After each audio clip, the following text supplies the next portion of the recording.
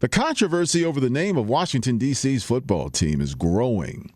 Now a newspaper in Virginia says it's not going to print the name Redskins. And several schools in D.C. want to ban team jerseys from their classrooms.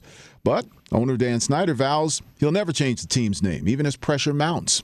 Well, I talked to Dallas-based corporate diversity expert Royalyn Reid to get her perspective on this hot-button issue. Scott, I think the first thing we need to look at is what is the real meaning of the word Redskins?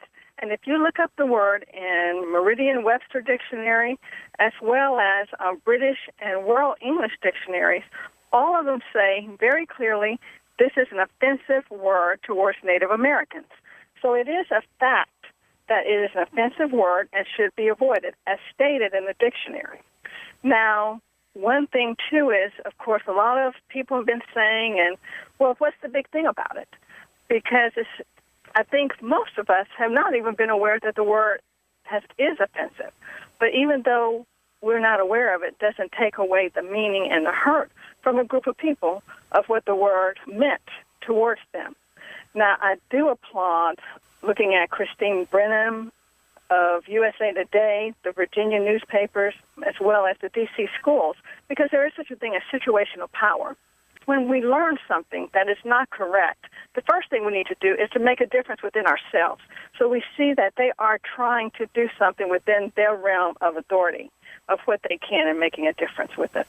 We've just kind of become culturally and psychologically and emotionally immune. You're absolutely right. You look at the owner, with David Snyder and his perspective, it's an expensive investment to change the name. But we've seen models throughout time. We've seen colleges with Stanford University, Syracuse University, they made name changes. But also, look at the basketball team, the Washington Wizards, when they changed from Washington Bullets. So we do see that a change has been and can be successfully made.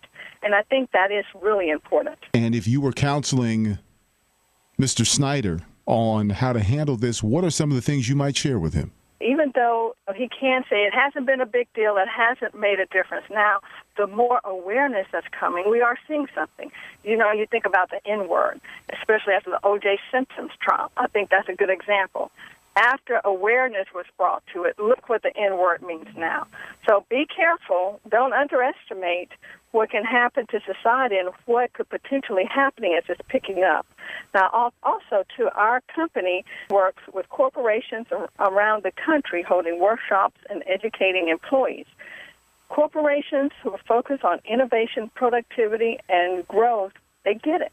And it does affect the bottom line. So with all of those points, I hope that his team are focusing on short-term where we are, but also looking at what could potentially happen as awareness continues. That's Royalyn Reid. She's CEO of Consumer and Market Insights. And you can learn more about what her company does at thecmiteam.com.